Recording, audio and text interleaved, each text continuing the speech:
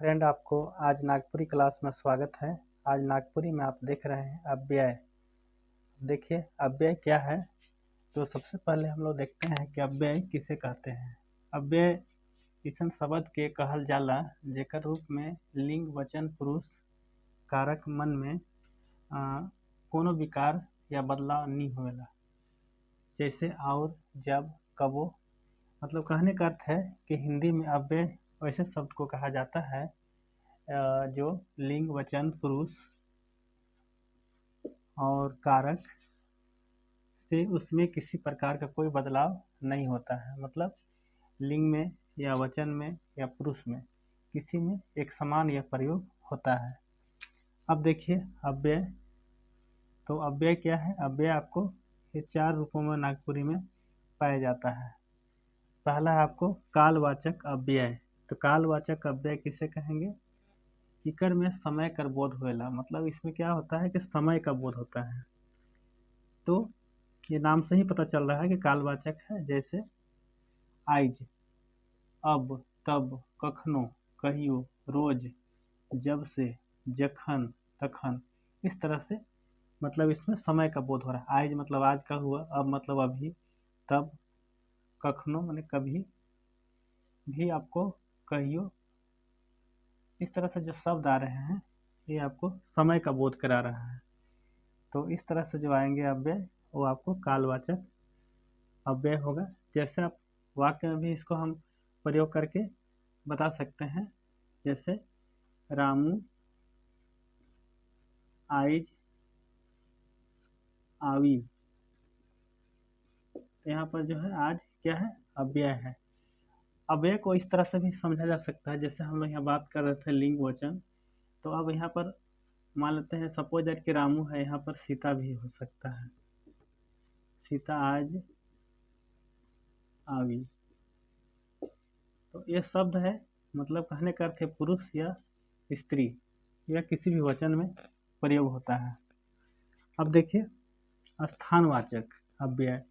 इसमें आपको क्या होगा, इकर में ठाव कर बोध होवेला। मतलब ठाव का मतलब होता है स्थान का नाम। नागपुरी में ठाव है, हिंदी में इसको स्थान कहा जाता है। जैसे हिया, हुआ, कहाँ, जहाँ।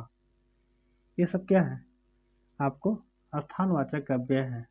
जैसे इसको हम जब वाक्य में प्रयोग करेंगे तो इस तरह से देखा जा रहा है, वो हिया रहेला।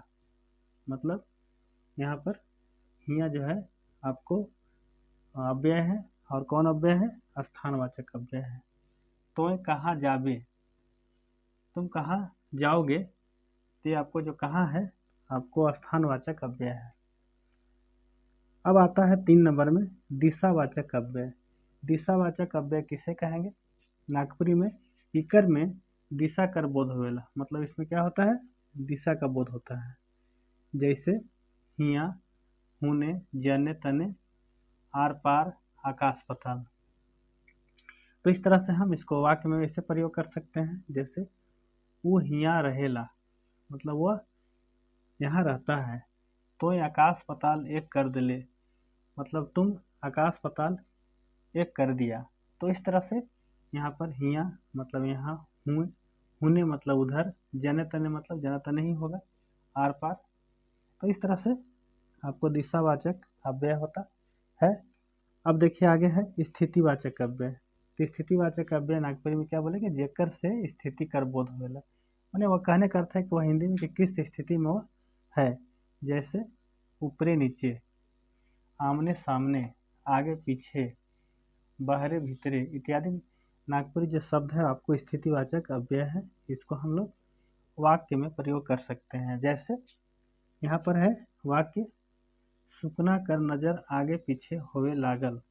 मतलब यहाँ पर जो है मैंने कहने का अर्थ है कि सुकना कोई लड़का है, तो सुकना का जो नज़र है वो आगे पीछे होने लगा। तो यहाँ पर आपका क्या है, अव्यय है, स्थितिवाचक अव्यय है।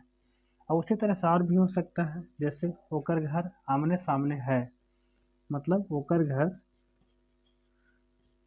आमने सामने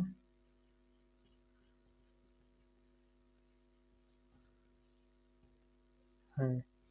तो यहाँ पर जो क्या है, आमने सामने आपका स्थितिवाचक अव्यय है, मतलब उसका घर जो है स्थिति बता रहा है घर का कि आमने सामने है।